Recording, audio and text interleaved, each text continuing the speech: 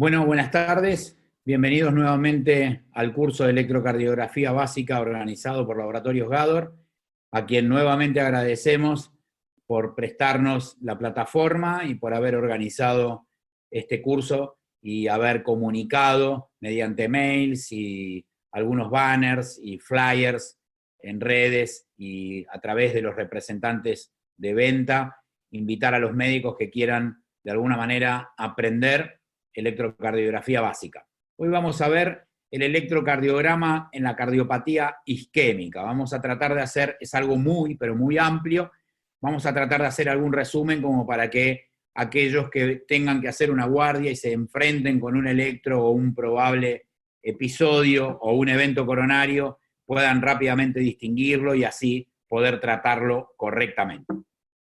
Vamos a empezar definiendo qué es la cardiopatía isquémica. Es un conjunto de signos y de síntomas que se producen por una disminución de aporte de oxígeno al corazón o por un aumento de la demanda en relación al requerimiento metabólico del mismo. Quiere decir que hay algún problema entre la oferta y la demanda en un momento metabólico del corazón. Cuando nosotros nos planteamos si esto es algo importante, nosotros pensamos que lo importante tiene que ver con la frecuencia en medicina y muchas veces estamos acertados. La enfermedad cardiovascular es la primer causa de muerte en el mundo occidental. Acá ustedes ven cómo van aumentando la cantidad de casos por infarto y accidente cerebrovascular, fundamentalmente a ese conjunto lo llamamos enfermedad cardiovascular, y también vemos cómo se lleva las 7 millones de muertes en todo el mundo, de las cuales 5.700.000 ocurren en países de bajos y medianos ingresos y el resto en países de altos ingresos cuando uno divide la parte por habitante y empieza a comparar las cosas de una manera pareja. Esto es importante porque uno puede decir que cuando vive, si uno puede tener acceso a la salud en un país de bajos recursos, cree que puede llegar a tener la misma mortalidad que en un país del primer mundo. Y no, la mortalidad tiene que ver con el país fundamentalmente y no con el recurso que uno pueda llegar a tener económico. También habíamos dicho que dentro de la definición es una desbalance entre la oferta y la demanda. La oferta es el flujo sanguíneo, la cantidad arterial de oxígeno y la circulación colateral que puede estar o no presente, y la demanda está determinada por la tensión parietal del corazón, el grado de contractilidad y la frecuencia cardíaca. A mayor frecuencia cardíaca, más demanda; a menor frecuencia cardíaca, menos demanda. Entonces, cuando uno dice se cae la oferta, es porque si disminuye el flujo sanguíneo, se disminuye la oferta y se puede aumentar la demanda. Genera una cascada isquémica y esta cascada está, pero más que bien estudiada desde hace muchísimo tiempo, donde la disminución del aporte de oxígeno genera inicialmente una alteración metabólica, dando comienzo a la glucólisis anaeróbica a nivel celular miocárdico, generando esta glucólisis anaeróbica por un aumento del ácido láctico, una alteración mecánica con alteraciones de la motilidad que va a generar primero una disfunción diastólica y luego una disfunción sistólica que va a disminuir en algún grado el porcentaje de la fracción de eyección, aunque sea mínimo, pero sí lo va a hacer, y luego va a generar una alteración eléctrica que vamos a poder observar en el electrocardiograma, y por último va a generar dolor. Quiere decir que el dolor, la angina de pecho, el dolor retroesternal, opresivo, que generalmente de comienzo brusco, que generalmente tiene relación con el ejercicio, que calma con el reposo, que puede irradiar a la mandíbula, a la zona interescapular o al hombro izquierdo, que puede generar náuseas, vómitos y transpiración y sudoración fría. Ese dolor aparece después de las alteraciones eléctricas.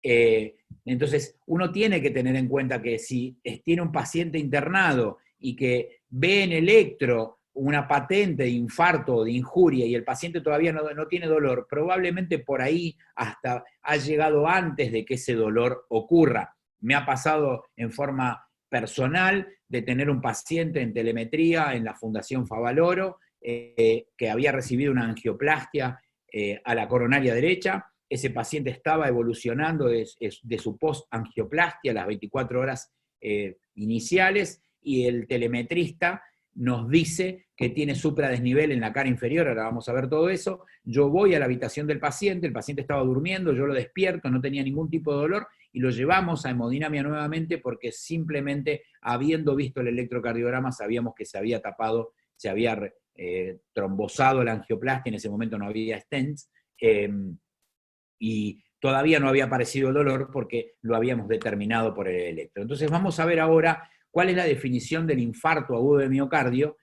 con elevación del ST. Fundamentalmente es el incremento y posterior descenso de marcadores enzimáticos de necrosis miocárdica, como puede ser la troponina T, la CK o la CPK-MB, con al menos uno de los siguientes hallazgos: síntomas de isquemia, desarrollo de ondas Q en el electrocardiograma, cambios en el electrosugestivo de isquemia e intervención coronaria que evidencia la obstrucción de flujo. Síntomas de isquemia, fundamentalmente es el dolor de pecho, lo que les decía, dolor en la mandíbula, náuseas, dolor en el epigastrio, dolor en el hombro izquierdo, desarrollos de ondas Q en el electrocardiograma, cambio en el electrosugestivo de isquemia, ondas T o de injuria, supradesnivel del ST, intervención coronaria que pueda evidenciar la obstrucción del flujo. Es fundamentalmente un cateterismo donde se utiliza la angiografía y podemos ver la obstrucción coronaria.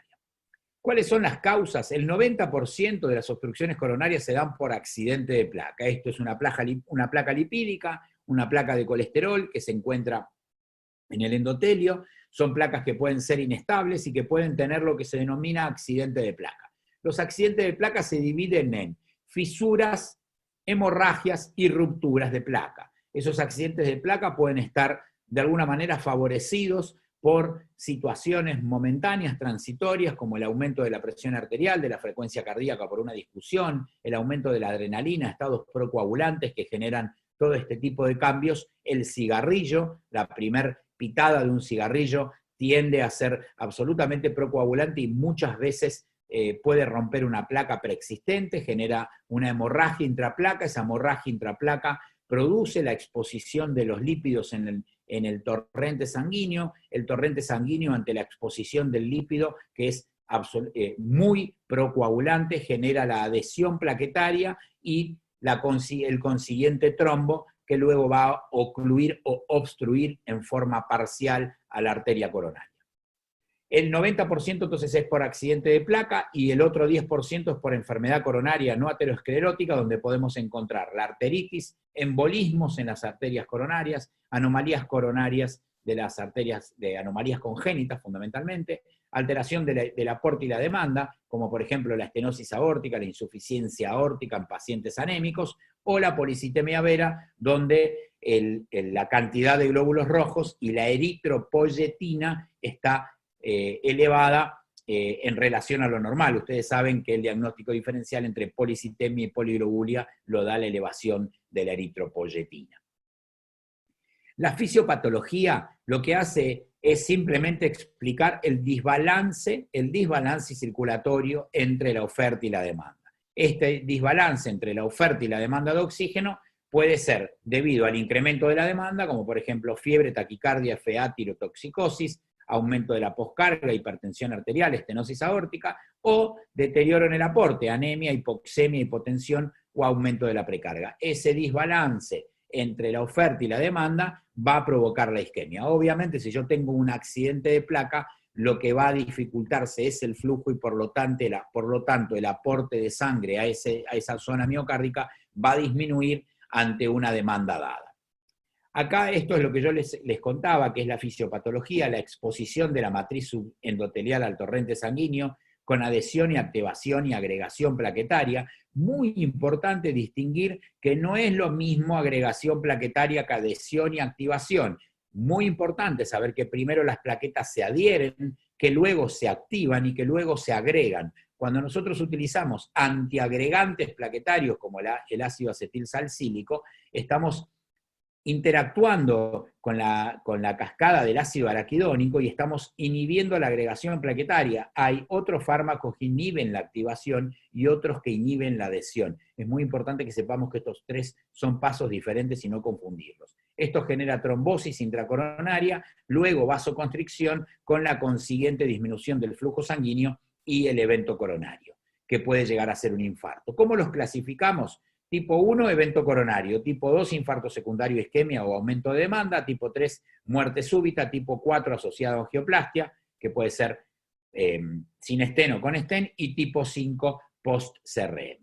El diagnóstico, los criterios clásicos, ¿sí?, que fundamentalmente son la angina típica y el electrocardiograma compatible o las enzimas elevadas. Esos son los criterios clásicos. El diagnóstico inicial del infarto se basa en una historia consistente de angina más el electrocompatible o el resultado enzimático positivo. Pero a esto, para que nosotros podamos de alguna manera poder agregarle más datos, debemos interrogar al paciente y tener una idea de lo que es lo que llamamos probabilidad pretest. La probabilidad pretest es qué probabilidad tiene antes de realizarle un test como el electrocardiograma o las enzimas un paciente que se presenta con angina de pecho. Los síntomas son fundamentalmente el dolor precordial, que si es característico y típico, es aquel que aumentó en el ejercicio, se reduce con el reposo, que es opresivo, que se irradia al brazo izquierdo, al hombro o a la zona interescapular, al cuello, que puede irradiarse al epigastrio, puede generar náuseas, vómitos, dolor abdominal y sudoración fría, que puede llegar a ser en clase funcional 4, pero también tenemos que entender que si ese paciente es un paciente que es mujer, tiene 25 años, nunca fumó, no es diabética y no tiene hipercolesterolemia, no tiene ningún tipo de alteración, la probabilidad pretest de que tenga un infarto es baja. No quiere decir que no pueda hacerlo, pero tenemos que entender que no es lo mismo la probabilidad pretest de una mujer a los 25 años que de un hombre a los 60, que es hipertenso y que fuma y es diabético. La probabilidad de esta persona con un dolor característico es alta y la probabilidad de la mujer a los 25 es baja. Entonces eso va a colaborar con el diagnóstico y no hay que olvidar de interrogar. Una vez que nosotros establecemos el diagnóstico de infarto, tenemos que saber cuál es la clasificación de Killip y Kimball, que se divide en A, B, C y D, y con las distintas mortalidades. Fundamentalmente la A es el infarto sin complicaciones, la B es con la insuficiencia cardíaca leve, la C es con insuficiencia cardíaca grave, y la D es el shock cardiogénico, que es el que más mortalidad tiene. Les decía que dentro de la definición también estaba lo que era troponinas, que las troponinas y las CPK aumentan. Entonces, vamos a dedicarnos ahora, como es un curso de electro, traté de hacer todo esto bastante rápido, pero era manera introductoria, qué es lo que tiene que tener el electro. El electro tiene que tener supradesnivel del ST, que se evalúa a 80 milisegundos del punto J y va a ir evolucionando. Ustedes acá ven un ejemplo, cómo va evolucionando de este electro normal a un electro con el punto J supradesnivelado, con una T picuda, acá un supradesnivel del ST que realmente es muy fácil de ver. Ya cuando empieza a pasar el tiempo aparece este inicio de la onda Q, baja el ST, acá el ST se termina transformando en una T negativa con una onda Q más grande y probablemente luego aparezca una onda Q mayor. Acá tenemos las distintas evoluciones de infarto, donde aparece el ST, la onda Q, después se neutraliza, empieza a bajar y finalmente termina como una onda Q con el ST elevado y en algunos casos termina como un QS. ¿Cómo localizamos al infarto y lo clasificamos? Es anteroseptal aquel infarto o aquella injuria que ocupe desde B1 a B3. Es anterior cuando ocupa de B1 a B4, anterolateral cuando ocupa de B1 a B6, anterior extenso cuando ocupa de B1 a B6 más D1 y ABL, inferior cuando ocupa de 2, D3 y ABF, posterior cuando el cociente RS es mayor a 1 en B1, B2, es lateral bajo cuando ocupa B5 y B6, lateral alto cuando ocupa D1 y ABL, lateral cuando es exclusivo de D1, ABL, B5 y B6, y es de infarto del ventrículo derecho cuando B3R y B4R tienen supradesnivel del ST. Entonces, el territorio amenazado lo va a determinar el supradesnivel del ST. Acá nosotros tenemos las coronarias, la coronaria izquierda, la coronaria derecha. que ustedes saben que tiene una circulación dominante, el árbol coronario, y que va a estar dado por el que dé la descendente posterior. La arteria circunfleja es rama del tronco de la coronaria izquierda, luego aparece la descendente anterior y aparece la coronaria derecha con su descendente posterior.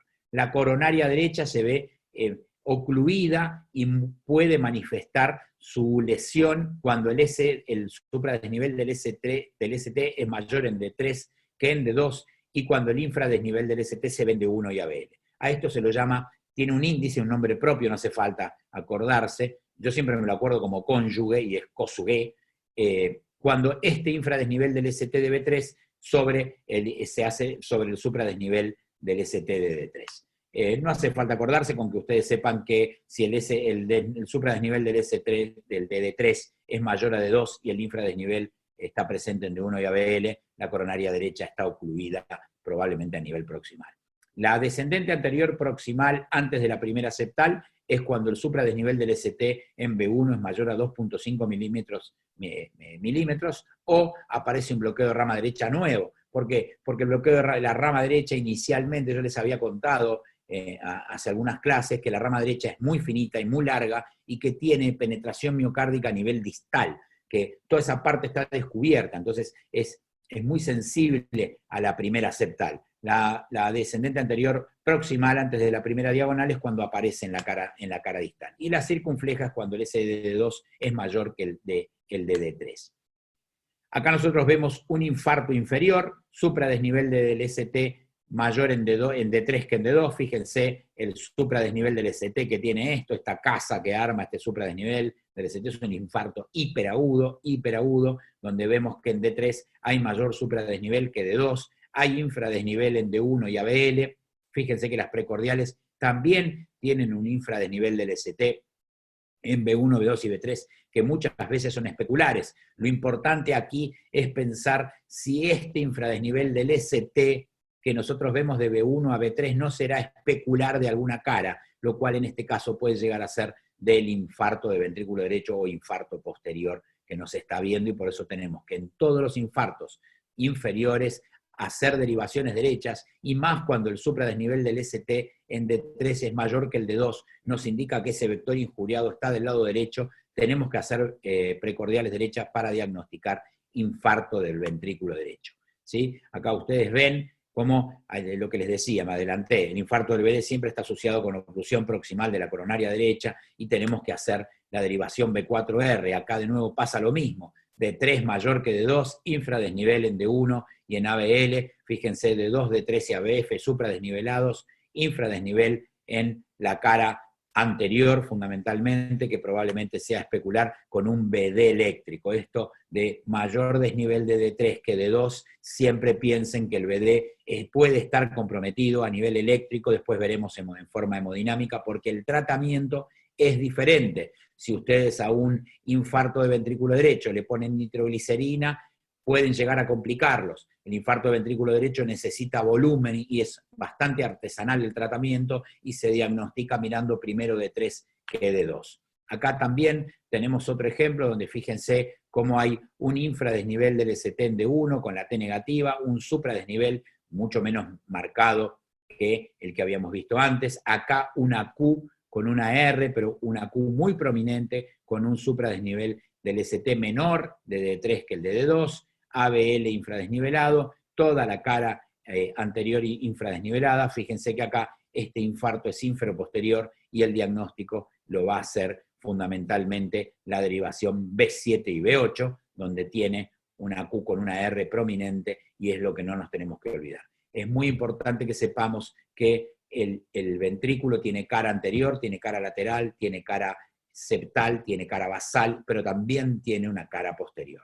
Esa cara posterior se evalúa con B7 y con B8.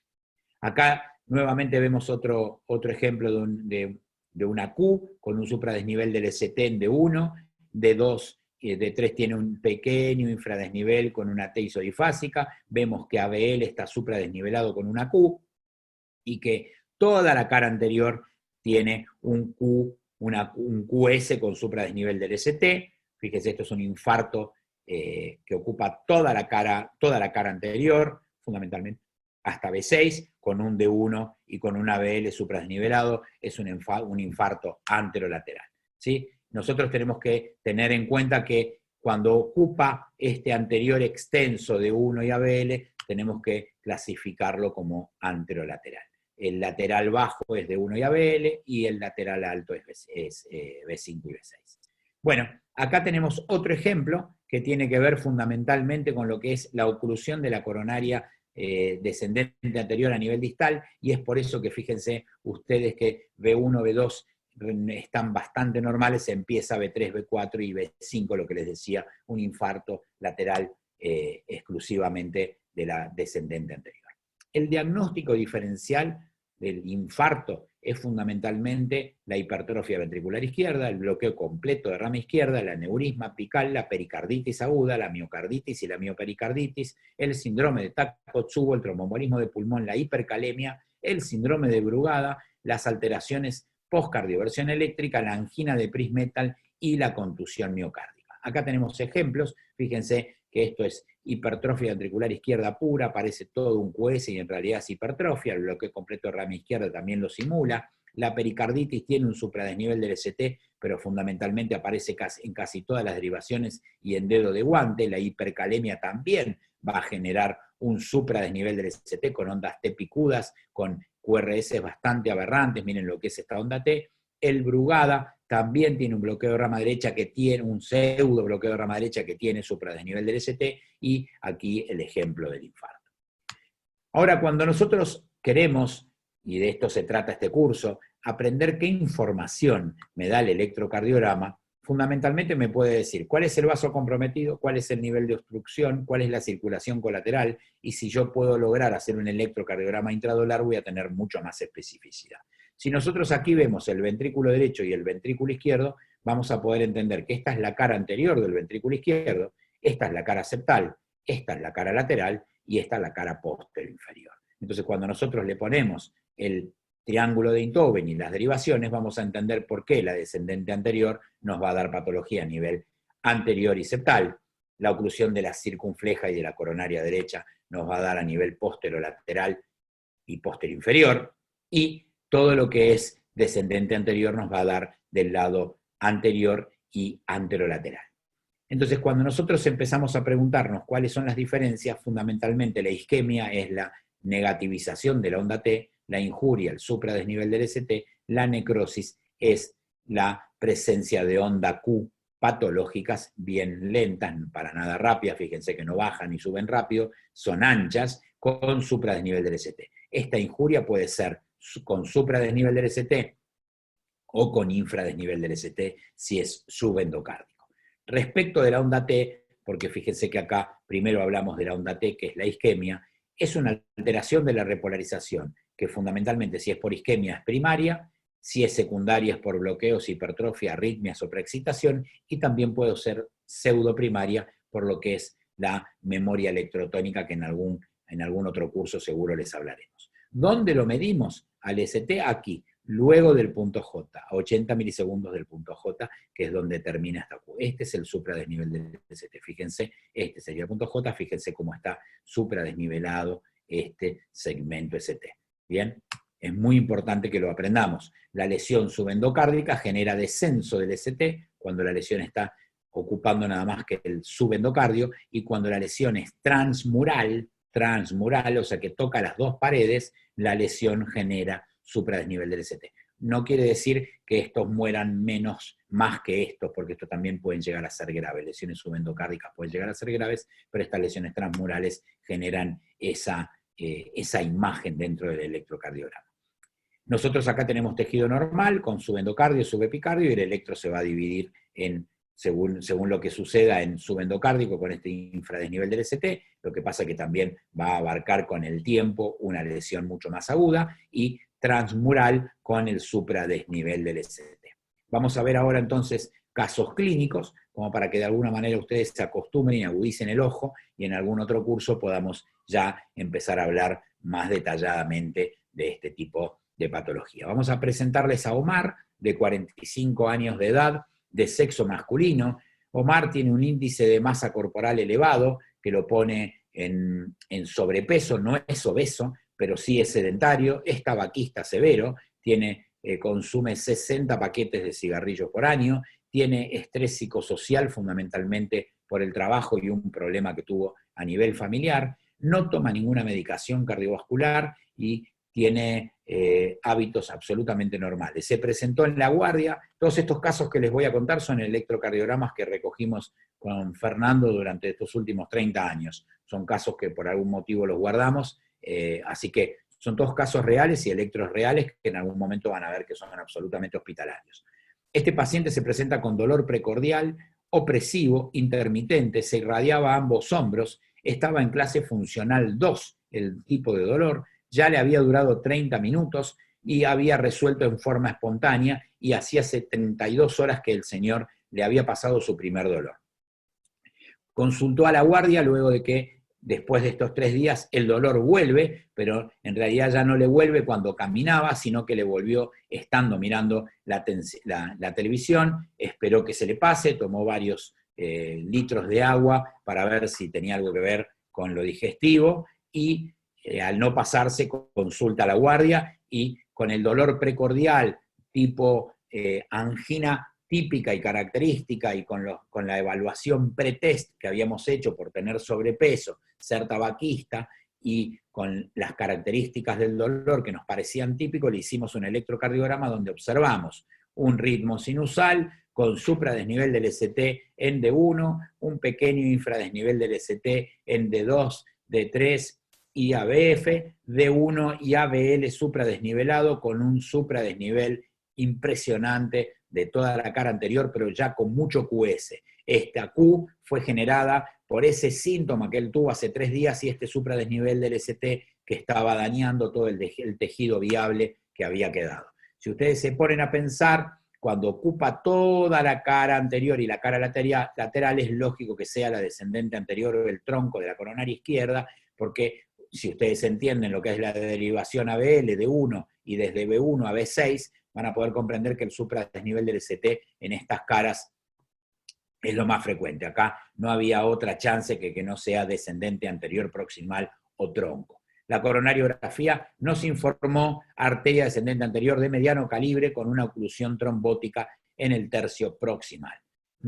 Lo que se hizo fue hacer una angioplastia con la colocación de stent convencional, porque en ese momento no había liberadores de drogas, a tercio proximal de la arteria descendente anterior. Se observó en el momento de la colocación del stent un espasmo coronario persistente luego de su apertura, que requirió infusión de nitroglicerina, y se le colocó un antiplaquetario. Luego del electro queda en D1 con un QS y con toda la cara anterior con QS, una pequeña R acá en B3 que nos daba algo de esperanza, con un supradesnivel persistente que podía llegar a ser nada más que el caso agudo. La verdad es que el paciente lamentablemente no tuvo una evolución muy favorable, le cayó la fracción de eyección, el infarto era realmente un infarto anterior extenso, había consultado muy tarde y pudimos salvar algún pedacito de miocardio que no era lo ideal si él hubiera consultado hacía 72 horas.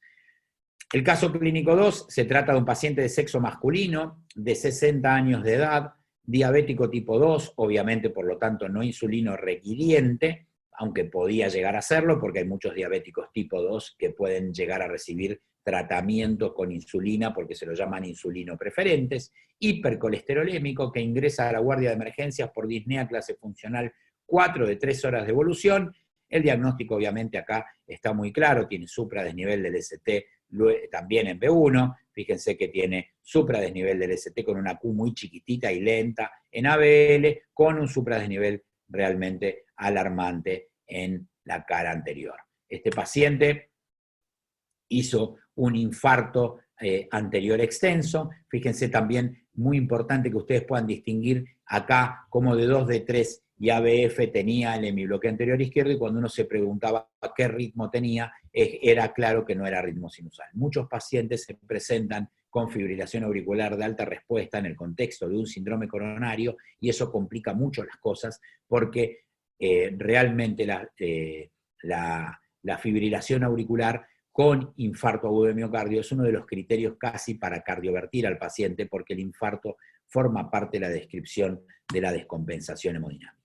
Entonces, Importante que sepamos qué es supradesnivel del ST. El supradesnivel del ST se lo considera patológico por arriba de 0.1 milivoltios, excepto en B2 y B3, porque en B2 debe ser, en B2 y B3 debe ser superior a 0.25 en hombres menores de 40 y a 2 en hombres de mayores de 40 y un poquitito menos en mujeres adultas. ¿Cómo se ve el infarto inferior y de ventrículo derecho? Así, supradesnivel del ST en la cara inferior, D2, D3 y ABF, con un D3 mayor que el de D2. Muy importante que ustedes puedan reconocer todo lo que son las características y las localizaciones del infarto. Les voy a presentar ahora a Sebastián, de 56 años, de sexo masculino, profesor de educación física. Este paciente lo atendimos de guardia con Fernando hace muchísimos años, tabaquista severo de 80 paquetes por año. Es traído a la guardia general por su mujer el domingo por la tarde, refiere que a la hora de la siesta había empezado a sentir un malestar epigástrico asociado a náuseas y sudoración, tomó un protector gástrico, acá no está puesto, y también tomó metilbromuro de iosina, que es un anticolinérgico, la famosa buscapina, y el dolor no se dio. Cuando uno le hace el electro, este es el electro del hospital, de 1, de 2, de 3 ABR, fíjense, de 2 y de 3 con un supradesnivel del ST realmente importante, de 3 con una Q, ABF, aquí también, fíjese, con supradesnivel, y sin infradesnivel en la cara interior, con un pequeño infradesnivel en D1 y ABL, se lo interpretó como un infarto agudo de la cara inferior con probable compromiso eléctrico del ventrículo derecho, y es por eso que se le hizo las derivaciones posteriores, por eso que se le hizo la derivación B7, B8 y hasta B9, donde observamos un supradesnivel del ST en B7 y en B8. Acá hay una extrasístole ventricular, un latido adelantado ancho, que es absolutamente frecuente en este tipo de pacientes. Lo catalogamos como un infarto inferodorsal. Ese infarto inferodorsal ya sabíamos que si tenía que tener de alguna manera oclusión de la coronaria derecha a nivel proximal por el compromiso también del ventrículo derecho. Este paciente, como ustedes pueden ver, evoluciona bastante favorablemente en el inicio por la angioplastia primaria tercio proximal de la arteria coronaria derecha, con colocación de stent convencional. Vuelvo a repetirles, en ese momento no teníamos la disponibilidad de stents con drogas. A las 2 horas de la angioplastia repite dolor precordial de igual característica e intensidad al del inicio, le hacemos un electro y aparece esta imagen que realmente nos preocupó a todos, porque aparece de 1, aparece ya de 2 bastante comprometido. Fíjense cómo acá cambia ABF, que tiene poco supradesnivel del ST, pero con un QS realmente muy importante. B7 y B8 ya no tenían la misma imagen. Cuando nosotros repetimos el electro, vuelve a subir el supradesnivel del ST, pero ya tiene D1, D2 supradesnivelado, con ABF, con supradesnivel persistente. Este paciente evoluciona realmente mal, esa coronaria derecha empieza a generar bradicardia, miren cómo se prolonga el PR, fíjense cómo empieza a bradicardizarse el paciente, el PR se va a 400 milisegundos y nosotros decidimos volverlo a la sala de hemodinamia, realizamos una nueva coronariografía y tenía una oclusión trombótica aguda del stent. Se realiza una nueva angioplastia con otro stent sobre el stent previo, porque les repito, no teníamos la disponibilidad de stent liberadores de drogas. El paciente queda con ese QS, empiezan a aparecer trastornos de la conducción. Fíjense acá, empieza el paciente a aparecer con ondas P perdidas, acá bloqueos.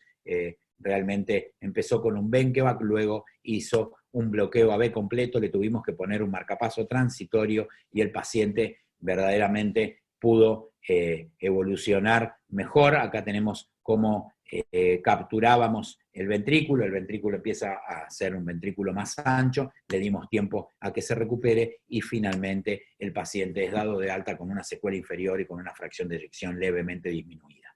Muy importante que cuando les aparezcan este tipo de bloqueos AB y ven que el paciente se está deteriorando, ni duden, y más ahora que hay marcapasos transcutáneos, en tratar de ponerlos. No le pongan isoprotenolol ni atropina, porque todo eso aumenta la frecuencia cardíaca. Lo que hay que tratar de hacer es que el paciente no se descompense por bajo flujo sanguíneo cerebral, y ni duden en mandar a hemodinamia nuevamente al paciente. El caso clínico número 4 es de Violeta, 87 años de edad, de sexo femenino, antecedentes, factores de riesgo, hipertensión, sedentaria, tenía un diagnóstico, un deterioro cognitivo leve. La traen a la Guardia General en ambulancia por episodio de fatiga asociada a molestia abdominal de 12 horas de evolución. La fatiga no era disnea, era cansancio.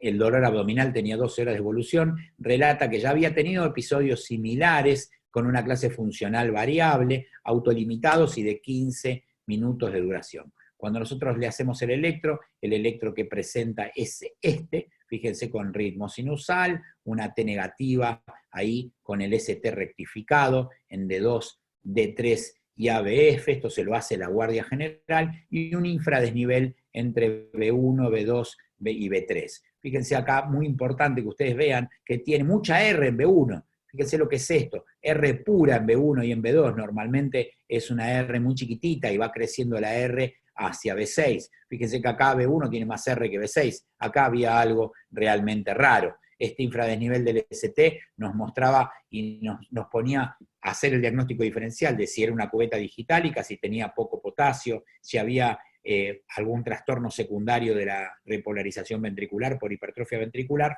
o si de alguna manera había un infarto o de miocardio. Finalmente, ese infradesnivel del ST que tenía leve entre B1 y B4 nos hizo hacer las derivaciones posteriores de B7 y B9, mostrando lo que habíamos mostrado en B1, que es esto que yo les había mostrado acá, esa persistencia de R tan rápida y tan rara y tan infrecuente en B1 y B2 nos mostraba que la paciente estaba haciendo el inicio de un infarto posterior. Esta señora luego hace un bloqueo completo de la rama izquierda dentro de su infarto agudo de miocardio. Si hay algo que quiso hacer fue complicarnos toda la guardia, porque además de eso se fibrila y hace un bloqueo completo de la rama izquierda, lo cual nos oculta todo el infarto que tenía. Tuvimos que hacer diagnóstico diferencial si persistía esa sintomatología con los criterios de Garbosa, que les sugiero que saquen una foto y lo guarden en el celular porque no son fáciles de recordar si no están todo el día haciendo esto. Esos criterios de Garbosa nos permiten de alguna manera hacer el diagnóstico de infarto agudo de miocardio en presencia de bloqueo de rama izquierda que nos oculta generalmente todos los vectores injuriados e infartados. Elena Garbosa es argentina, vive en Estados Unidos en este momento, es la esposa de otro gran electrofisiólogo y amigo que se llama Sergio Pinky. Ella es la que describió este signo, el de criterio de Garbosa. Bien, ahora lo importante es que, ¿para qué aprendemos todo esto? A diagnosticar estas injurias, a ver los supradesnivel del ST, a pensar que en todo infarto inferior puede estar comprometido el ventrículo derecho y la parte posterior del ventrículo, fundamentalmente porque el tratamiento depende del tiempo, ¿sí? Entonces cuando nosotros a ese dolor vemos el electro, empieza a correr el tiempo, ¿y cuál es el objetivo? Tratar de reperfundir. Nosotros sabemos que si nosotros hacemos las cosas dentro de los primeros 90 minutos, la angioplastia nos permite de alguna manera abrir la arteria y tener muy poca secuela a nivel miocárdica. Y sabemos que si el tiempo puerta-balón va a ser mayor a los 90 minutos, debemos elegir fibrinolíticos para abrir la arteria y después hacer angioplastia facilitada, avisarle al hemodinamista, esperar 3 horas y luego hacer una coronariografía con la utilización de alguna angioplastia, pero hay que abrir primero la arteria. ¿Por qué? Porque fundamentalmente dependemos, y lo sabemos, cómo es que queda el ventrículo y según las horas de posterior al inflado del balón. Esto es porcentaje del VI infartado. Es casi menor al 2% cuando tardamos menos de 2 horas y es casi del 15, 12 al 15% cuando estamos tardando más de 3 horas. Por lo tanto, lo ideal es llegar en menos de 90 minutos. Esto quiere decir que hay una relación entre el tiempo de evolución de los síntomas del infarto con la mortalidad y la extensión del miocardio salvado. Fíjense que cuando ya estamos acá, ya no hay beneficio. ¿Por qué? Porque estamos llegando muy tarde desde el comienzo de los síntomas. Estos son horas. Es por eso que los fibrinolíticos se pueden administrar hasta las 12 horas y es ideal administrar todo dentro de la primera hora, que llamamos la hora de oro. Si tenemos angioplastia y sabemos que van a tardar menos de 90 minutos, irá a hemodinamia. Ahora, si no tenemos angioplastia, no podemos estar esperando 3 horas a que el hemodinamista venga o que se lo derive arriba de una ambulancia y esté 4 horas circulando. Si eso va a suceder, se le administra trombolíticos para tratar de abrir la arteria y luego se le hace una angioplastia facilitada. Las recomendaciones del American College y del American Heart es que se tarde menos de 90 minutos en el puertabalón, y con esto tendríamos un Fórmula 1. Bueno, nosotros en la Argentina, luego de una revisión que nosotros hicimos en el año 2010, vimos que nosotros estamos en 150 minutos, tenemos esta carretilla, realmente estamos muy cerca de las 3 horas, y es por eso que nosotros en ese año presentamos un trabajo que fue el consenso de síndromes coronarios agudos, lo presentamos junto con el doctor Fernando Di Tomaso, fundamentalmente para mostrarles a todos que hay un mundo real que no es el ideal y que es fundamentalmente el que nos está rodeando, porque se tarda en el diagnóstico con el electro, se esperan las enzimas cuando en realidad el paciente ya tiene dolor y tiene una electrocompatible, no hay que esperar ninguna enzima, hay que hacer el tratamiento directamente. ¿Por qué? Porque si nosotros no empezamos a tomar al infarto como una emergencia y perdemos las oportunidades de tratar pacientes, no vamos a cambiar la historia nunca. Tenemos que tratar realmente el infarto como una emergencia, como si el paciente estuviera con una hemorragia grave, sangrando y manchando todos los pisos, que ahí sí el paciente corre, los médicos corren. Yo he visto gente correr por brazos fracturados y infartos estar esperando con el dolor de pecho en la sala de espera. Nosotros hemos hecho también un estudio que presentamos en un congreso europeo de cardiología, donde nosotros mostramos cuáles eran los índices de reperfusión en la Argentina. Hemos hecho un estudio realmente muy interesante y mostramos que las demoras fundamentalmente se dan por esperar resultados de laboratorio, y eso lo que hace es imposibilitar a los pacientes de acceder al tratamiento adecuado. Les recomiendo que repasen infarto, que cada vez que vean un supradesnivel, así sea mínimo, si tienen duda, consulten con otro colega, pero que realmente los busquen y que cuando hay infartos inferiores hagan las derivaciones posteriores, se fijen en D3, hagan las derivaciones derechas y tengan cuidado con el ventrículo derecho, porque aunque parezca que no está, a veces siempre está y trae complicaciones. Bueno, hemos cumplido con el horario, terminamos -10, voy a pedir a Por ahora no hay Fernando. preguntas, Mario. Excelente la Bueno, presentación. gracias. Ya nos adulamos entre Veremos a ver nosotros dos. si hay algunas preguntas, si no, pasamos a la encuesta y Perfecto. el jueves. Siempre Bueno, le queremos agradecer al Laboratorio Gador la oportunidad que nos da a nosotros de poder compartir este momento con ustedes y a ustedes de poder compartir este momento con nosotros y aprender. Y es muy interesante ver cómo desde hace 5 o 6 clases ya persistentemente son más de 230 participantes, lo cual la verdad es que da mucha alegría de saber que hay gente que quiere seguir aprendiendo y que se quiere seguir formando. Así que te doy lugar a vos, Fernando, a ver si hay alguna pregunta sí, hay una pregunta que preguntan sobre el manejo del infarto de ventrículo derecho, que creo que excede un poco el Sí, contenido del curso, ¿no?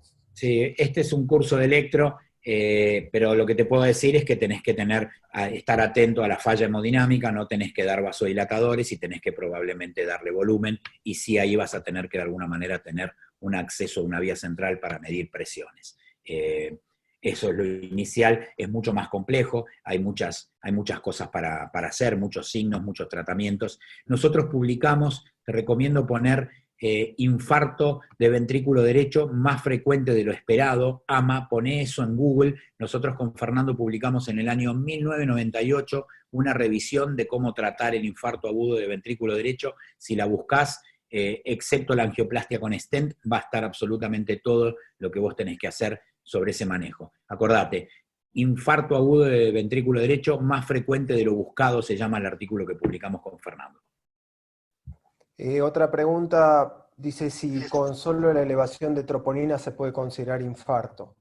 No, vos necesitas tener el dolor y el electro, o el dolor y la troponina, necesitas tener las dos cosas. Con troponina T positiva no, porque hay muchas patologías que te la pueden elevar y no son infartos, y vas a llevar a la sala de hemodinamia a alguien que por ahí tiene otra cosa, que puede ser, por ejemplo, alguna miocarditis, y que también te aumenta la troponina. Estoy perdiendo un poco el audio. Bueno, Bueno, yo mandan sí. saludos No, yo te he escuchado. Desde la residencia de Olavarría mandan saludos. Preguntan, por acá había una pregunta. dentro de los 90 minutos, clínica, electro y fibrinolíticos, ¿cuál de ellos se usa más? No entendí. Bueno, Fernando y yo te podríamos hablar, no sé, 20 horas de cómo usar un fibrinolítico, porque creo que somos los últimos sobrevivientes a la era de fibrinolíticos, porque vos pensás que en nuestra época todo lo que hacíamos era fibrinolíticos. Así que la verdad es que yo te diría que el más usado, por una cuestión en la Argentina de costos, es la streptokinasa. La streptokinasa se utiliza en dosis de 1.500.000 unidades internacionales y se las trata de gotear en menos de 60 minutos. En más de 30 y en menos de 60, todo lo más rápido que la puedas gotear, excepto que el paciente haya recibido streptokinasa dentro de los últimos 15 días o tenga alergias reconocidas y que pueda generar un shock anafiláctico o alguna contraindicación por sangrado previo, lo tenés que administrar. Se utiliza esa dosis de la streptokinasa o podés utilizar RTPA. Como es más barato la streptokinasa, la mayoría de las instituciones de salud tienen streptokinasa disponible. De hecho, hay una ley nacional que obliga a que cada una de las terapias intensivas tenga por lo menos una ampolla de fibrinolíticos, y dice streptokinasa porque fue la primera que llegó al país, cada 3 camas de unidad coronaria o de terapia intensiva. Así que casi en todas las instituciones de salud debería de existir una ampolla de fibrinolíticos para poder administrar. Preguntan si el ST persistente podría ser considerado área disquinética o hay que esperar el ecocardiograma transtorácico. Sí, en realidad no te apura. Generalmente el ST persistente puede ser un área disquinética y corresponder a un aneurisma, o hay veces que puede ser injuria por reperfusión. Vos recordá que cuando abrís la arteria puede haber un supradesnivel, una nueva injuria, porque todos los metabolitos del ácido láctico, de la anaerobiosis, se abren y esas células que estaban generando todos esos aniones superóxidos y metabolitos que tienen que ver con los metabolitos del ácido láctico van a ser liberados y pueden dañar el miocardio y generar nuevamente una injuria por reperfusión. Pero si, digamos, lo que es el supradesnivel del ST persistente, luego el diagnóstico te lo va a dar, el de certeza te lo va a dar el ecocardiograma. Bueno, después hay algunas preguntas farmacológicas, creo que exceden un poco el sentido del curso, dosis de clopidogrel, si se deben tratar todas las arritmias en el infarto. Me parece que hay mucho de terapéutica y un poco excede el sentido del curso. Pero sí hay un comentario que creo que sería importante mencionar, que nos dice Guillermo, que él trabaja alejado del centro de Buenos Aires y que no en todo el mundo se puede realizar una angioplastia primaria y que la streptokinasa sigue siendo una de las alternativas terapéuticas más frecuentes en esos lugares. Sí, Guillermo, yo recorrí mucho, invitado en muchos lugares a presentar este estudio que te decía, que era la realidad urbana y la realidad suburbana del tratamiento del infarto. Y no había que irse muy lejos para darse cuenta que no hay salas de hemodinamia, o que el hemodinamista no está, o que vive lejos y que hay que esperar lo que vuelva. Entonces, si vos tenés que llamar por teléfono para llamar a un hemodinamista que no encontrás, que está de guardia pasiva y que vive a 150 kilómetros de tu institución y que va a tardar 4 horas en llegar, es preferible que tengas streptokinasa. Que es justamente el esquema que les mostré en una de las diapositivas, que me parece súper interesante, que es que si vos vas a tardar más de 90 minutos, es preferible que le agregues streptokinasa y que luego el hemodinamista venga con tiempo. A eso se lo llama angioplastia facilitada. Es verdad que la angioplastia es mejor que la streptokinasa, sí, pero la streptokinasa es mucho mejor que la nada. Y lo que te digo es que el 33% de los infartos no reciben nada fundamentalmente por esperar lo mejor. Entonces, ese artículo que yo te mostré recién, que presentamos en Viena con el doctor Di Tomaso, fundamentalmente hablaba que el enemigo no era la angioplastia de la streptokinasa, el enemigo es no hacer nada. La mayoría no hace nada esperando lo mejor. Entonces, te aplaudo si vos goteás streptokinasa, ni lo dudes. Paciente con supradesnivel del ST, acordate que está contraindicado en la disección aórtica, tenés que tratar de descartar eso, y si no tiene otras contraindicaciones, gotear streptokinasa es lo más prudente que puedes hacer por tu paciente. Acuérdense que la disección aórtica genera imagen de infarto inferior, porque la primer coronaria que sale de la aorta es la coronaria derecha y por lo tanto diseca primero la coronaria derecha. Por lo tanto, siempre que vayan a gotear streptokinasa en el infarto inferior, fíjense que no tengan una disección aórtica. Hay un montón de preguntas, como la dosis. No, no, creo que con esto terminamos porque preguntan, preguntan, por ejemplo, cuál es la característica electrocardiográfica del Takotsubo.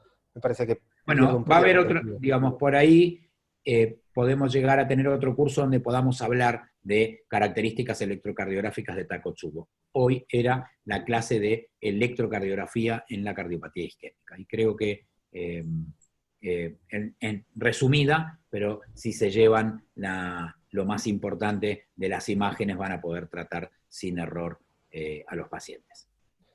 Bueno, los dejamos entonces con la encuesta. Agradecemos nuevamente a Gador, al Departamento de Marketing y Comunicación, y nos vemos el jueves próximo. Hasta luego. Hasta luego a todos.